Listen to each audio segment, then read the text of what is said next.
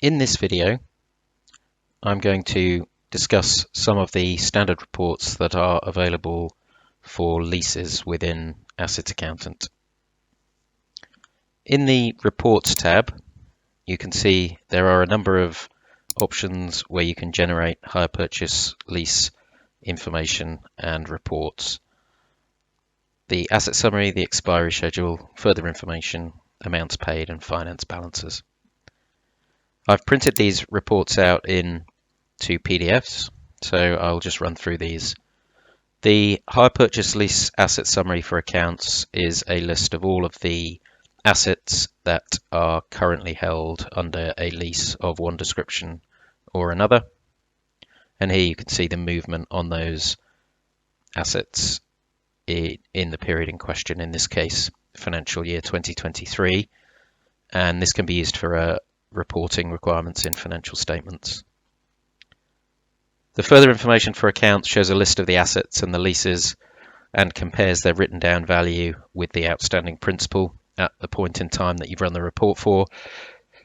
This enables you to see where you've got assets which have effectively negative equity on the balance sheet for the reasons that they have principal outstanding in excess of their written down value.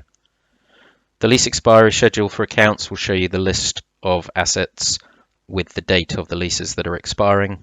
That includes information such as the start date, the interest rate, and the amount financed.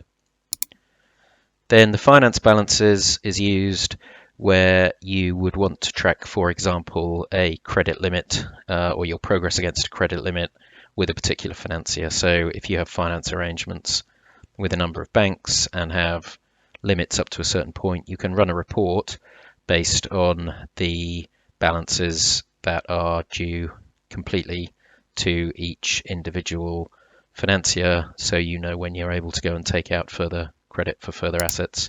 And similarly, the lease report that shows you the hire purchase and lease amounts paid will show you the cash flow movement on the payments that you need to make to the financier for each individual asset. This report can also be run by any classification, including financier.